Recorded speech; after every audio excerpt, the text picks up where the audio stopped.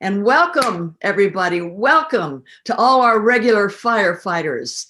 And to those of you who are joining for the first time, welcome to the Fire Drill Friday family. We're a movement of hopeful and determined people that are fighting for a more just and sustainable world. And each of you can help the movement grow, okay? And one important thing you can do right now is share today's show, so your friends and family can join our movement and help bring about a cleaner, safer future. We're going to need everyone. So those of you who want to, please share the program. And whoa, what an eventful start to the year, right? And we have our work cut out for us. We need to celebrate the amazing things that the Biden administration is doing while keeping the pressure on, because believe me, he's going to get a lot of pushback from the other side. So we need to counter that and let him and Congress know that we demand this phase out of fossil fuels that's being promised. This isn't an all of a sudden thing, you know, that's going to leave a lot of people up in the air. This is a stopping new ones and then a phasing out in such a way that people aren't going to be left in the lurch. That's important to recognize. And then on top of everything, we have to stay really vigilant about COVID, right? There's new strains of COVID in Southern California, and it's hard to get vaccinated. I just finally yesterday got an appointment to get vaccinated. It's hard to get an appointment. And then sometimes they run out of vaccines. I think it's all going to work itself out though, but I'm relieved that I can get mine. Biden has his hands full as he tries to get everything stocked and staffed and running smoothly. And so please be careful, okay? Paranoia is a good thing right now. But in the midst of all this, the good news that's come out of Washington and elsewhere is better than anything that's ever happened in the United States on climate. And we're just jumping up and down. So let's do this segment on the good news, and I'm going to be saying good news that I couldn't even dream would happen. Number one, the government announced last week about, remember last week we talked about putting a pause on grilling on public land? Well, it was just ratcheted up considerably, because Wednesday, the White House announced President Biden will issue executive orders pausing oil, gas, and coal leases on federal land, eliminating some fossil fuel giveaways, directing 40% of climate and clean energy investments to disadvantaged communities, and putting the US on course to protect 30% of public lands and oceans by 2030. This is an historic first step that signals a whole new era of ambitious climate action. Number two, Energy Transfer's infamous Dakota Access Pipeline that runs through the Standing Rock tribal lands suffered another blow Tuesday when a judge upheld a decision to scrap a key permit threatening a system that has already been up and running for more than 3 years. Two potential pathways remain for halting operations. First, tribes opposed to Dakota Access have a pending request for the lower court to issue a fresh shutdown order under a different legal standard. And second, tribes and environmentalists are pushing President Biden's administration to exercise its separate authority to pause pipeline operations. Third bit of good news. President Biden will make tackling America's persistent racial and economic disparities a central part of his plan to combat climate change, prioritizing environmental justice for the first time in a generation. And by the way, how about GM saying it's setting a goal to sell all its new cars, SUVs, and light pickup trucks with zero tailpipe emissions by 2035? And I got to mention this more local good news because it's important and because it was pushed to happen by a newly elected member of San Diego's Board of Supervisors, Tara Lawson Remer, who I've known since she was born. San Diego, dig this, San Diego has committed to zero carbon emissions by 2035, making it the largest county in the whole country to commit to such a goal. Now the vote came after nearly 1,500 San Diego County residents signed a petition urging the county to take this action. This is important. So you see how these things that local people can do make a difference, and especially when they have people on the inside who will listen, which is the case now with Biden in the White House. That's why it is so important that we keep the pressure up. The petition that those people put forward to the Board of Supervisors, this is what it said. The fact is, climate crisis is an existential threat to our way of life in San Diego and around the globe. We must face this historic challenge with historic ambitions to match. We must decarbonize San Diego County as quickly as possible. See, I wanted to read that because maybe some of you will be inspired to do this in your own county. Remember, San Diego was a red county not so very long ago. And remember too, none of these amazing pieces of good news would have happened if not for years of activism. Hundreds of thousands of people of all ages and races and abilities who've marched, protested, petitioned, lobbied, and risked arrest. Let's never forget that that's what has led to what's happening now. People power is what made all this happen. And we cannot let up now. There is so much that still has to happen, and it won't be easy. That's why you need to become active with us. So today we have activist artist Shepard Fairey joining us, and it's going to be very interesting. See, I'm a big believer that art of all kinds can be an agent of social change, and it's really needed. See, art can slip under our conscious defenses without us even being aware of it, raise the vibrations that can awaken us to fight for the future, to heal the planet and each other. Art reminds us that the world as it is not all there is, that there are other possibilities to strive for. And then activism helps us turn the possibility that is opened by art into reality. Sometimes art can just jolt us open, and activism can then step into our openness and offer us the structures and community to turn our awakened selves into action. Art can penetrate our defenses so that we can see and hear what we've been afraid of seeing and hearing. And then activism can offer ways to turn us from preoccupation with ourselves into the healing action of service. And today we're going to talk with an artist who dedicates his talents to awakening and healing. Shepard Fairey is an American graphic artist and social activist who's part of the street art movement, along with other artists, including Banksy and Keith Haring. Expanding on their legacies, Shepard Fairey's practice disrupts the distinction between fine art and commercial art. Born in Charleston, South Carolina, Fairey graduated from the Rhode Island School of Design in 1992, where he earned his Bachelor of Arts in Illustration. In 1989, Fairey created the Andre the Giant Has a Posse sticker campaign, featuring a stylized image of the wrestler Andre the Giant. This project was the foundation for his seminal Obey series, which was an international cultural phenomenon and helped push Fairey into the public spotlight.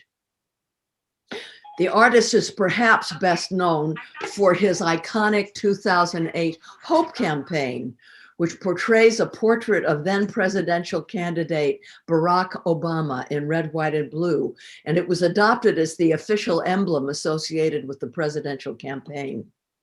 And then in 2017, the artist created a series of posters for the Women's March called We the People, featuring portraits of culturally diverse women, again, using red, white, and blue color schemes. This was in response to Donald Trump's xenophobic rhetoric.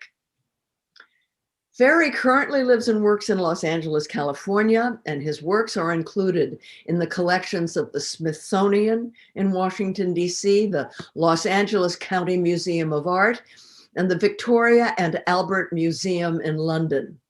And this week, we launched the poster that Shepard has done for Fire Drill Friday Greenpeace 100-day campaign, demanding that President Biden begin a phase out of fossil fuels.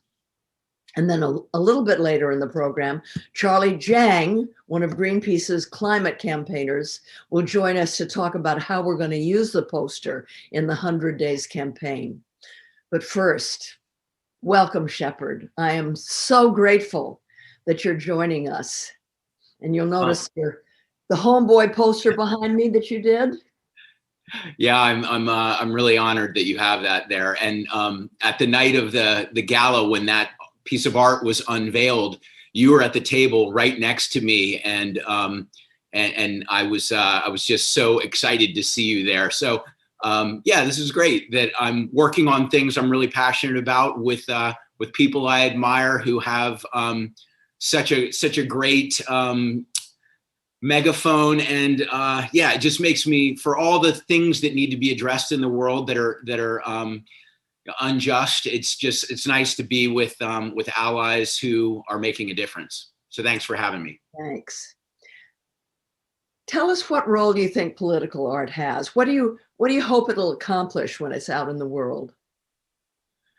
Well, I think that art can break through people's predispositions, which a lot of times there's a difference between how people process things emotionally and how they process them intellectually. So if art can connect emotionally, then it might get through those barriers. And I think that the best art connects with the best of our humanity. And you know, as Lincoln and Obama put it, it appeals to our better angels, the better angels of our nature. And what I hope is that the art will be the start of a conversation that wouldn't happen otherwise, because when people are, you know, fixed in their positions, there's no movement. But when they start to feel and think, then there's the process for a different kind of, there's the possibility for the process leading to a different kind of action. And just as you said in your intro, you know, the activism is crucial. Art and words really mean nothing without actions, but art and words can lead people to act. And you know, there's so many books, movies, pieces of art, songs that have made me think that's a different way to look at this, and someone else feels this way, and other people are hearing this, and all of a sudden that sense of loneliness you know, starts to evaporate a bit, and there's you know, there's a fire that's lit. So that's what I'm trying to do with the art. Can you give us an example of have you experienced this? People taking an action because of it? Sure. You know, I've done a lot around climate change and environmental responsibility, and I can't say that I'm necessarily responsible for any one particular action or movement, but I get a ton of feedback from people who say, you know, I decided to check out what 350.org is doing, or what Greenpeace is doing, or the NRDC or the Sierra Club, because of this piece of art that made me think how tragic it would be if we lost a lot of the things the beauty that we appreciate in the environment. And you know, I take several approaches, but that, you know, that's around the issues we're talking about. Of course, it was amazing to see all of the response to the Obama Hope image. And, you know, that's probably my most notable case study, but also the We the People posters. when you look at how media narratives work, that the energy is focused on what seems to be the dominant narrative of the day, sometimes it's really important to create a counter narrative. And so when I worked on the We the People series, a lot of people said, this is a moment where things are getting more divided, and you're making images that are saying we all have equal shared humanity. We all should be given equal respect and dignity. That was not going to go over well. That was, that there was a lot of division and an idea for art that would talk about things that everyone has in common would not go over well. But sometimes, even if that's the that's the way a lot of the people are speculating, the culture is developing or the wind is blowing.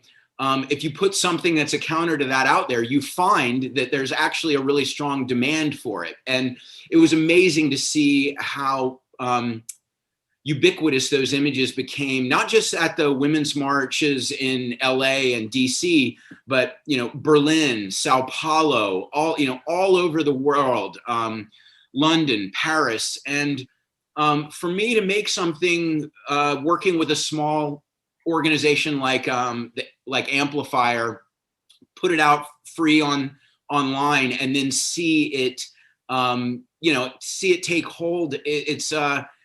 It's proof that every action makes a difference. And even though I am for an artist, I have a decent amount of recognition and following, compared to the usual powers that seem to be controlling our world. I'm a speck of sand in the desert, and yet these things seem to make a difference. So, I really love the idea that art can make people feel like their actions matter, that they're not powerless, and connect with each other. We need power in numbers on all these issues. So I'm just providing tools to bring people together and present a counter narrative to the things that are destroying our world.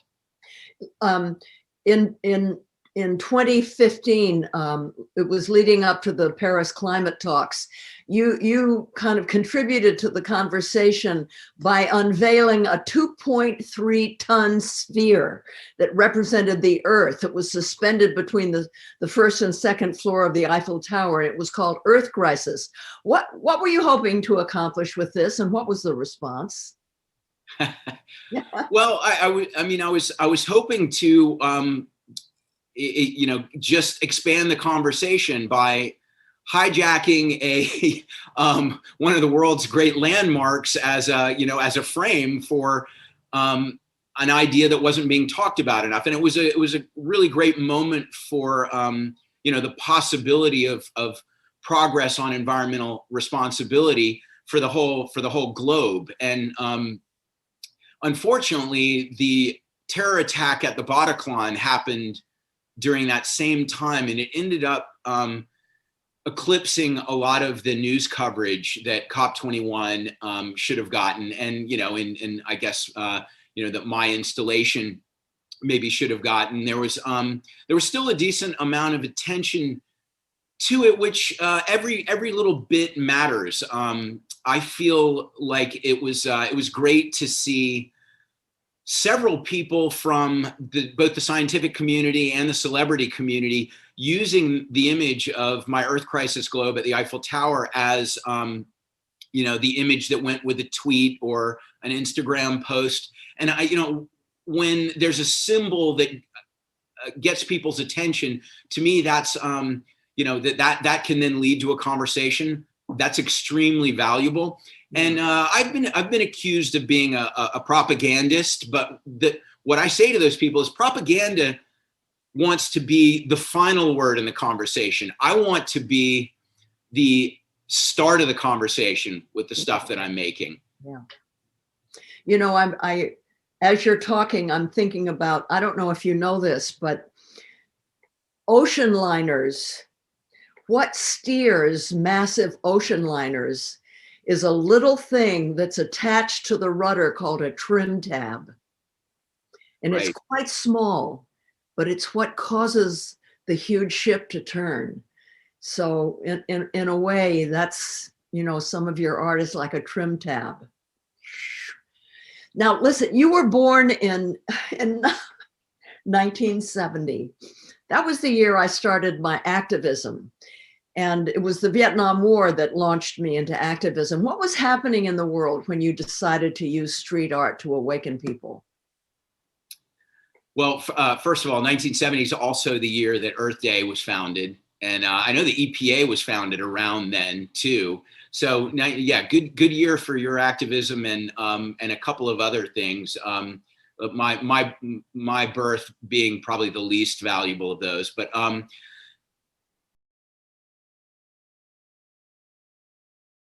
lot of punk had a political component.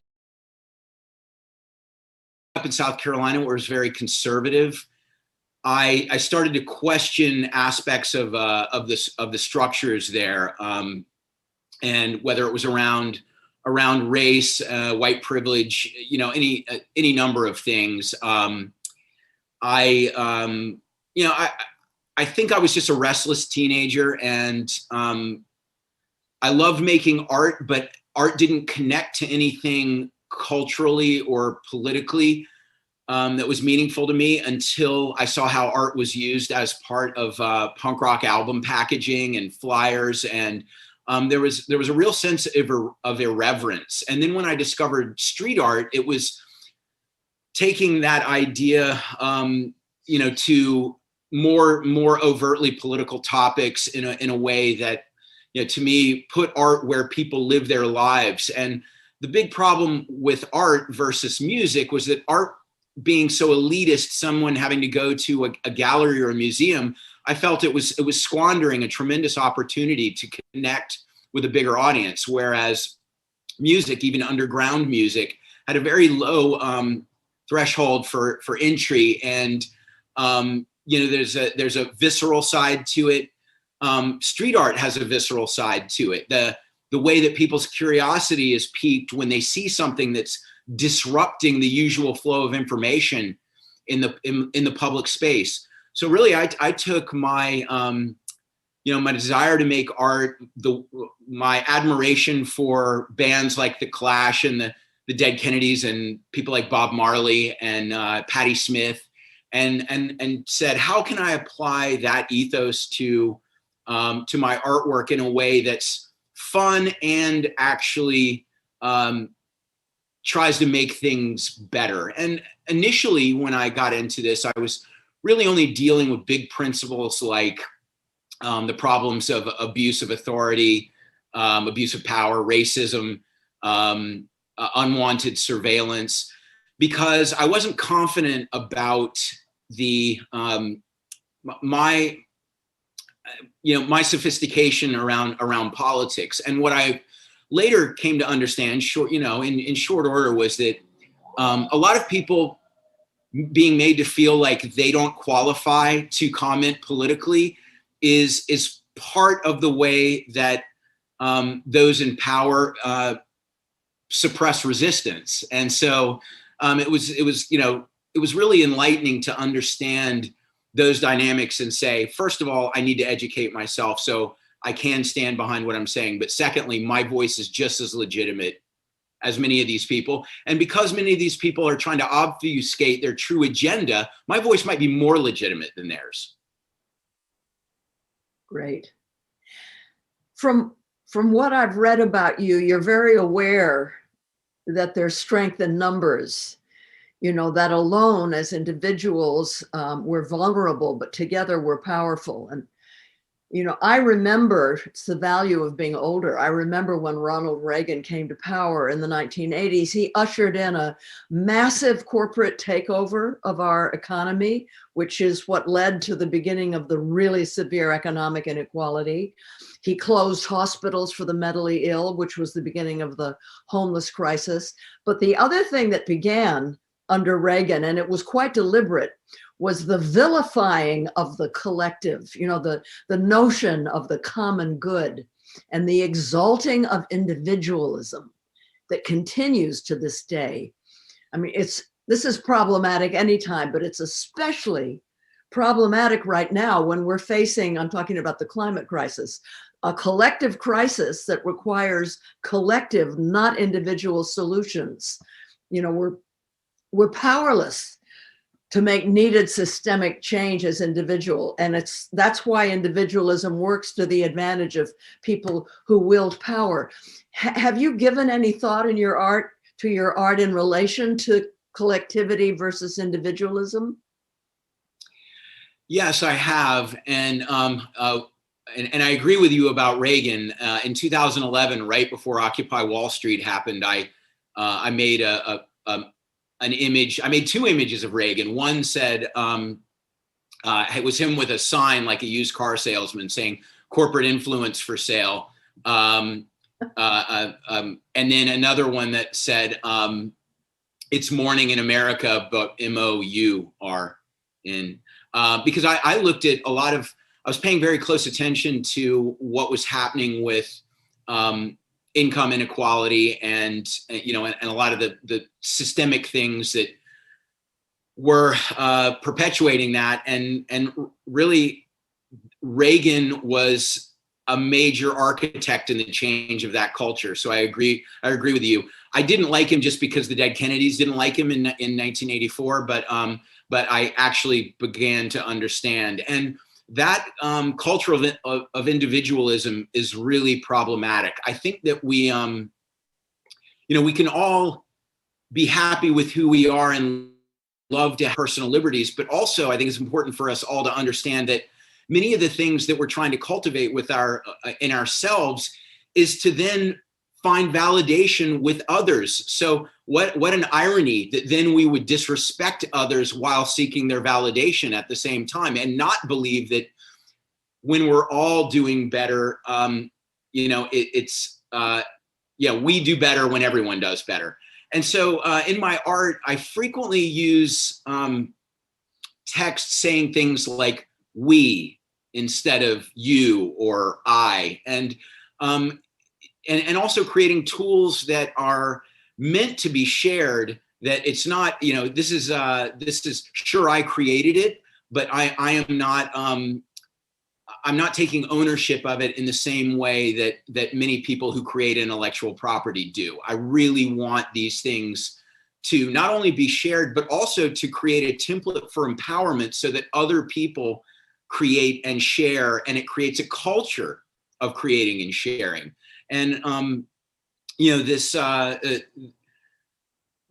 in supporting financially with the revenue from a lot of my work, the people who really are building coalitions, that's another way that I'm trying to do it. But in interviews, in art, I'm pushing for, empathy and compassion. And empathy and compassion are things that are really reliant on seeing yourself in others and then, them reciprocating. So, all of these different ways to make people feel that their involvement collectively is really important.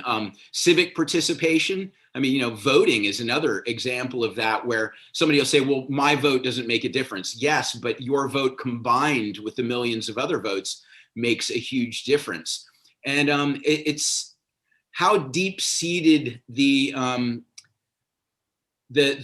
culture of individualism is, is really entrenched. It's quite insidious. And so, I'm frequently trying to say, yes, here I'm talking, and this could seem like it's all about me, but I'm actually trying to make sure that I convey that it's about us. Great. There are many reasons that women tend to be leaders of the climate movement, but I think one of them is because women are less vulnerable to the disease of individualism. I've noticed that many, maybe even the majority of your posters feature women.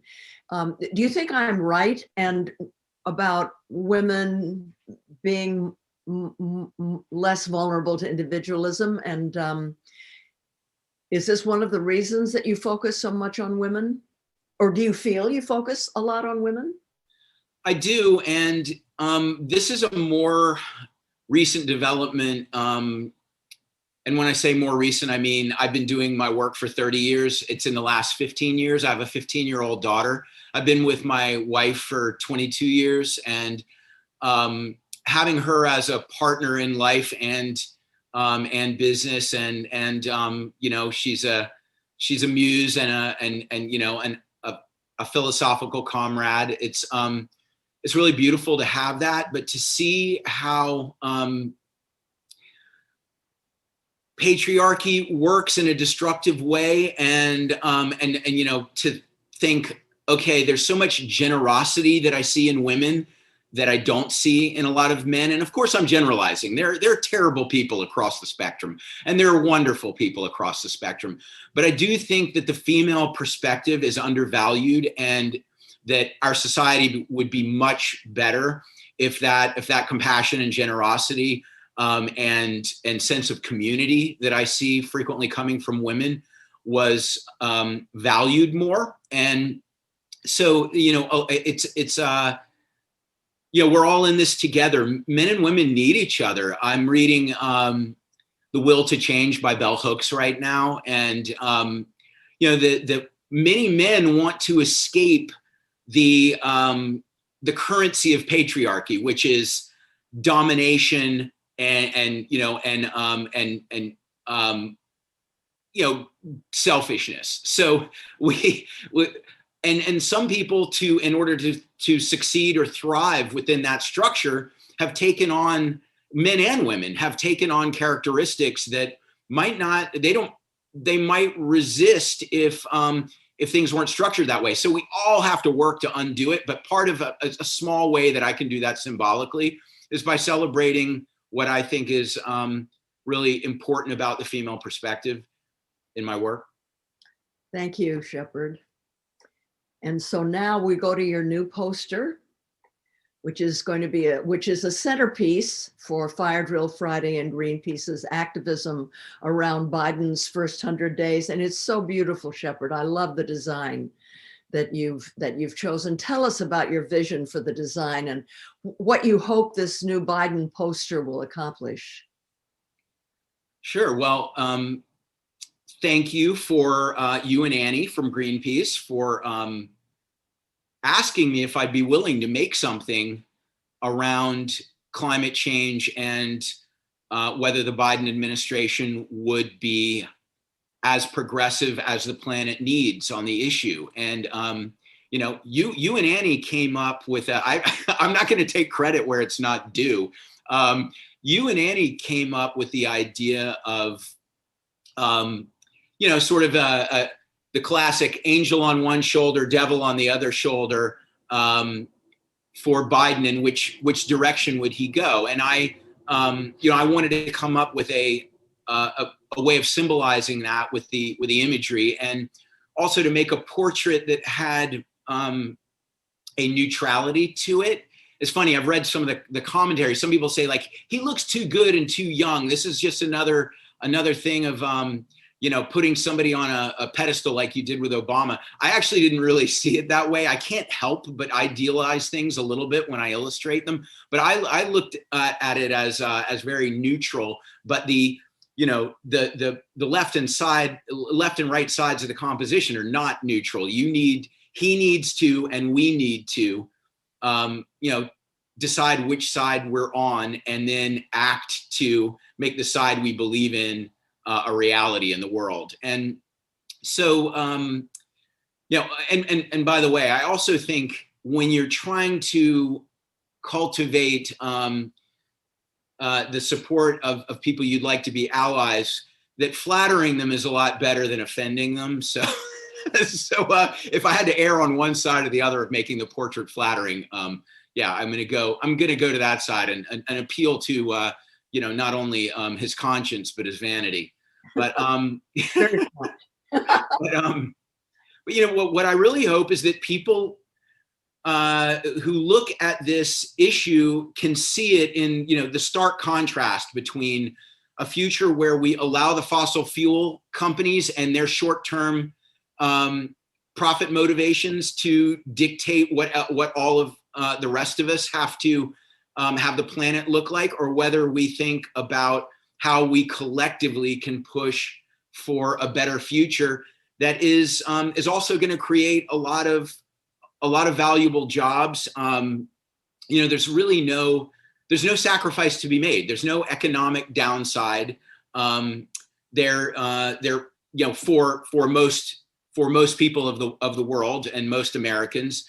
But the upside is that we will avoid catastrophe. So I hope that the image makes people think about what's at stake really clearly and which side they're on, and also maybe motivates them to share it, motivates them to act, change how they their behavior around their carbon emissions, their behavior around how they vote. All of those things are really important. That's great. I want to give a shout out to Jess Wilson, who really came up with the idea for a good side, bad side concept. And I know that she's watching today from Canada. Hi, Jess. And now to tell us how Greenpeace intends to use your poster, please welcome back to Fire Drill Fridays, Greenpeace Climate Campaigner Charlie Jiang. Welcome, Charlie. So this is your fourth time on Fire Drill Friday, I believe. Tell us tell us about the 100-day campaign and how you're planning to use the poster.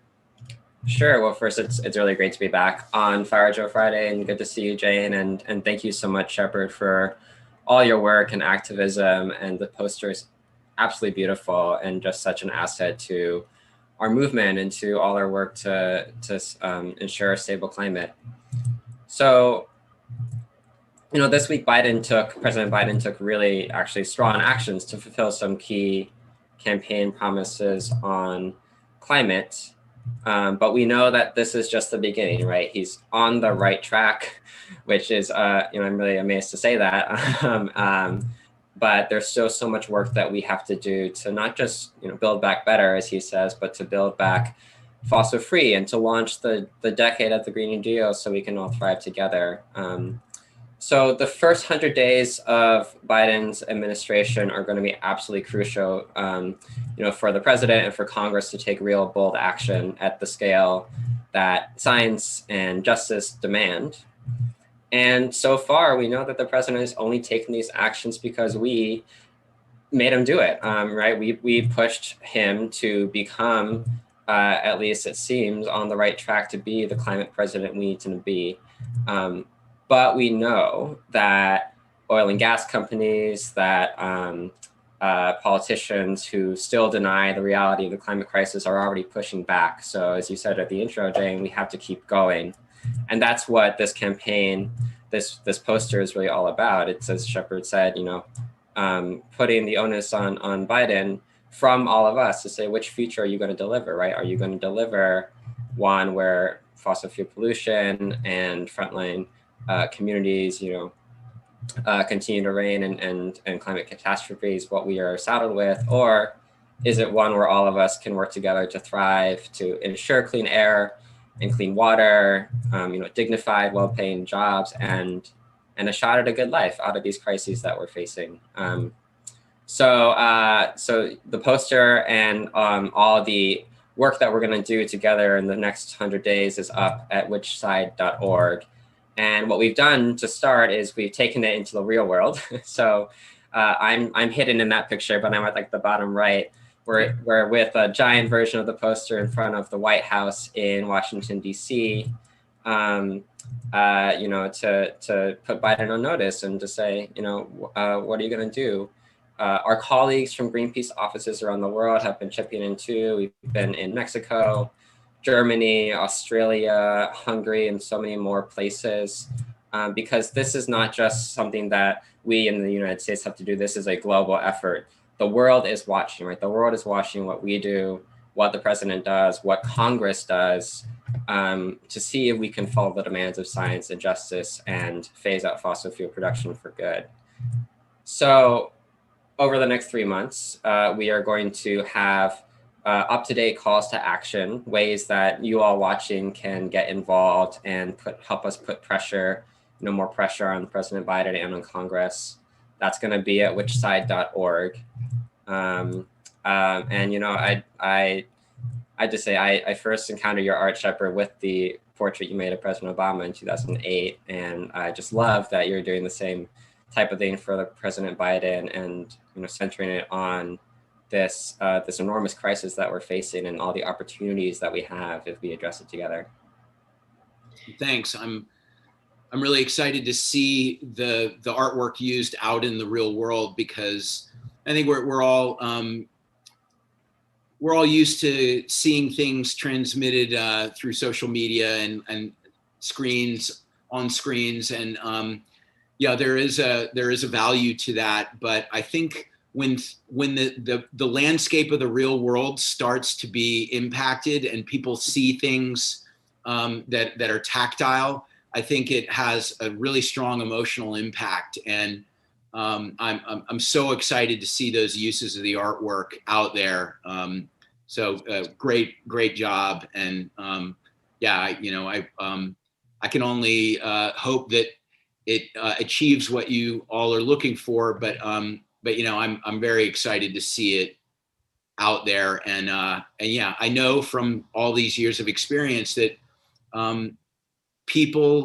when people feel like someone is making a statement and really standing behind it, that it gives them the courage to join forces. So yeah, let's hope that whether it's online or images out in the world, that can be catalyzed. We have to all get the little version and do wheat paste and plaster them all over buildings, all over the world. Yes, I'm going to do it myself. Charlie, let me ask you something. How is it possible for Biden to take bold action on climate when addressing the pandemic and the economic crises is also so important? That's a really good question, Jane. And first I'll say, you heard it from Jane herself. You can download the poster, in fact, at whichside.org, so you can print it out on paper and have it up. I have a copy of it in my house, and I've got to put it in my window, but it's really beautiful. The president actually said it himself this Wednesday when he was announcing some of his sweeping executive orders on climate crisis. He protected 30% of lands by 2030 is the goal. He stopped oil drilling and gas drilling on our public lands and waters. He prioritized environmental justice and made climate a top priority across all levels of the federal government. And before I forget, one thing that was really, really important and I think stellar from this order on Wednesday is he directed the government to make a real plan to support the workers and communities that are going to be affected as we're moving away from fossil fuels towards 100% renewable energy. And this is the thing, one of the strongest ways that we can address the climate crisis, COVID-19, the economic crisis all at once is through the investments that we're going to need to shift to 100% clean energy. We can create these good paying jobs with massive infrastructure investments, deploying wind and solar, cleaning up abandoned oil and gas wells and coal mines, remediating the environments in places that have been overrun by fossil fuel extraction. And the president also set a goal to prioritize 40% of his clean energy investments in Black, Brown, and Indigenous communities. These are some of the same communities that have been suffering from both pollution from fossil fuel and other toxic infrastructure, and also are disproportionately impacted by the COVID crisis, as I think we've talked about on the show before. So, so these actions go hand in hand, and I think the president has a really, is really on the right track by saying we cannot address climate, COVID, or the economic crises without addressing each of the others at the same time. Yeah. Thank you, Charlie. I think we have time for audience questions. There's a lot of them I can see in the chat room. Maddie, do you want to give us the audience questions? Yeah, absolutely. So the first one we have is for you, Shepard. It's from Anna on Facebook. Shepard, what is your favorite piece you've ever done and why? I wish I had a good answer for this. A lot of people have asked me this. As far as a case study goes, the Hope poster, because it's so well known and came from me, a small artist without a lot of connection to the usual power structures or a lot of economic resources. That's a favorite image to remind people that every action makes a difference. And when you create tools of grassroots activism, you never know how far they can go. As far as, and that's conceptually, I love that image. But really, it's always the next thing I'm working on, because art is a constant process of coming up with a way to solve a visual problem and a conceptual problem. And being in the moment to try to work that out and think of how art can work so beautifully as pleasurable escapism in one way, and and powerful engagement in another. It's always the thing I'm working on that's my favorite piece of art, because I'm energized by that. I'm challenged by that, but it makes life meaningful for me. And so, yeah, that's the best answer I can give you. Thank you. From Amos on Facebook, Charlie, with Biden's major milestones on climate over the past week with the executive actions, how does that shift the priorities of the campaign? That's a really good question, and one that we've been trying to sort out this week. In fact, I mean, I think what I'll say is Biden's actions this week are a really strong start, but of course, there's so much more work to be done. So, some of the next things we're looking at are, is he going to actually commit to following through on these processes that he started? So are he and Congress going to actually eliminate fossil fuel subsidies and other giveaways? So we need to keep fighting on that front. We are in touch with grassroots activists out in Minnesota and in the Great Plains region who are fighting the Line 3 pipeline and the Dakota Access Pipeline, still years later. And we need Biden to, just as he did with the Keystone Pipeline last week, take some action to put these projects to bed and to make sure that the workers and communities who are, being going to be affected are put back to work in the renewable future. And there's only so much that the president can do without Congress stepping in and unlocking new investments, new authorities. So we still need Congress to really get to work to both end our giveaways to the fossil fuel industry, but to also pass really bold economic recovery legislation that will help us not just get over the, move past the COVID crisis, but also move to 100% renewable energy, move to a future where all of us can thrive. We have a stable climate. Yes, to stop exporting crude oil too. Yes, absolutely. I was just on a call with one of my colleagues who was talking about this massive build out of oil and gas production that the industry is still planning. And I think that's just a really sobering reminder that even in this first week, this new administration has been really strong, but there's still so much that we're up against in terms of what fossil fuel millionaires are trying to do to continue to extract. Thanks, Charlie. Patty, do you have a next question? Yeah. So from Alexa on Zoom, and this question is for both of you, Shepard and Charlie. What have you seen work more effectively, negative public persuasion campaigns or more positive ones? I'll start off on this. I've used both, but in this time of division, I think that positive ones work better, because all of the negative arguments seem to be fairly solidified at this point in a way that's creating dysfunction, gridlock, and the positive ones actually make things possible. They create breakthroughs. So that's been my approach with my art. That doesn't mean that that's the best strategy for political communication. So I'll let Charlie talk about that. I think that's absolutely right, Shepard. I mean, I think we've used both here at Greenpeace and are finding new fun ways to do both at the same time. Where, right, in our work for the past couple of years, at least that I've been working this campaign, we've been saying, you know, we need a Green New Deal, right? We need to invest in the sustainable, regenerative future that we all deserve. And we need to ensure that the fossil fuel CEOs, don't get the chance to continue to corrupt our democracy and environment. So we've been using both sorts of messages and saying both things. And I think, you know, having those work in tandem has been what's proven effective for us. Great, thank you both.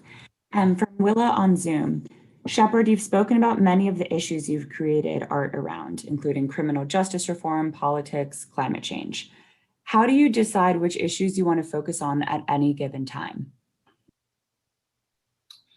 Whatever I think is going to get the most Facebook likes. Just kidding. I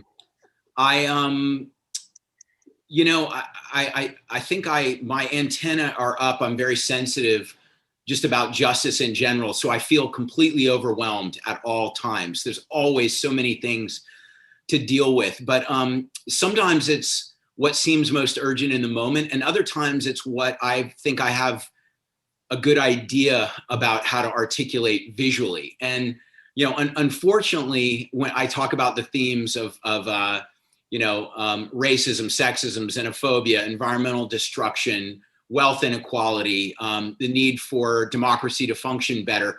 Seriously, those things have had dozens of manifestations each in my work because they're ongoing problems. So I always know that whatever I'm dealing with, it will probably, unfortunately, stay relevant. And sometimes I even bring an older piece of art back into circulation based on the need of that moment. So it's a combination of what I think is most urgent to address and what I feel like I can make something powerful or persuasive visually around. Great, thank you. And we have another one for you, Shepard, from Ina on Zoom. Shepard, how did you get where you are today? I'm an artist and I also consider myself an activist, so I feel especially grateful for you and your work. I'd love to know how you got here. Well,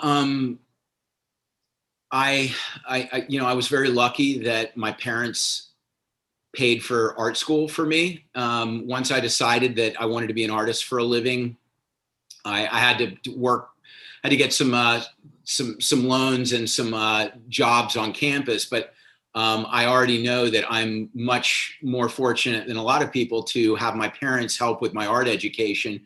So that was a big boost for me.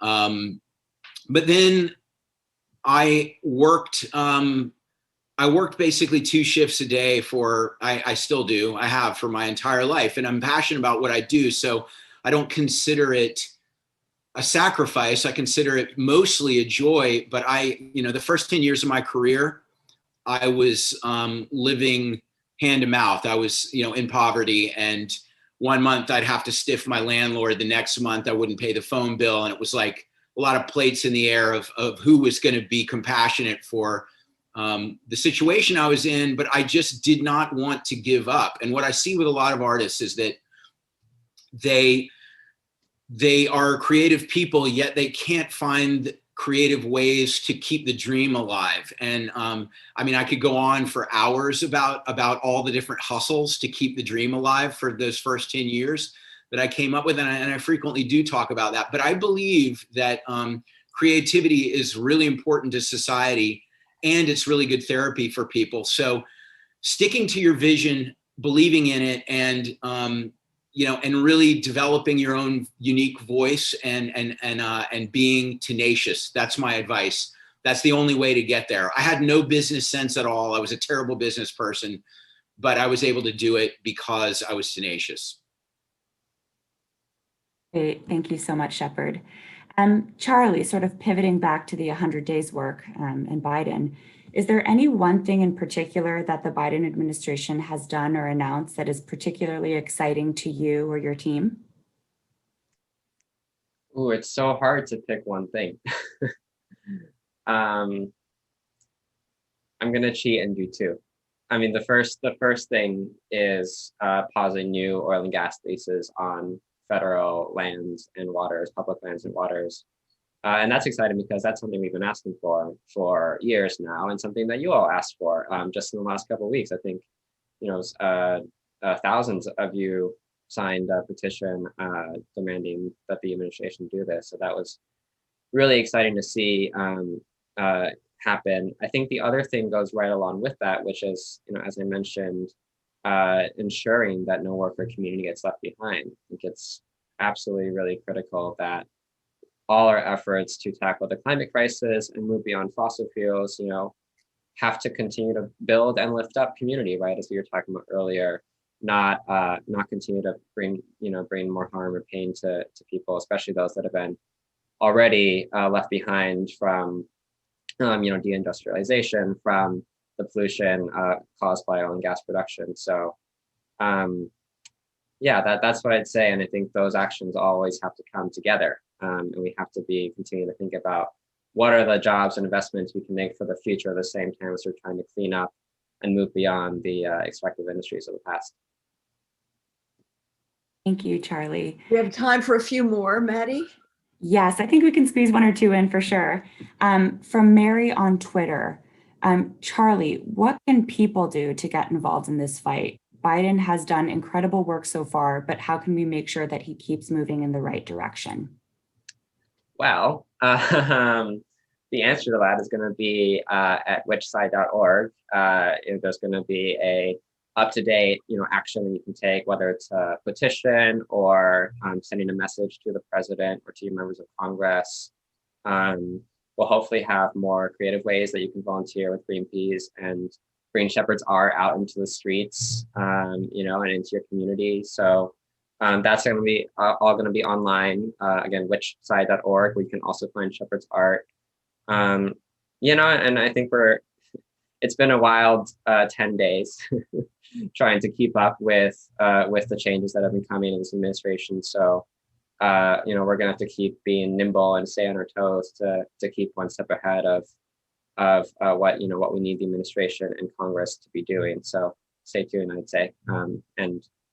We will get to what is the next thing that is on the website right now, but I'll say that in a second. So I think we've run out of time.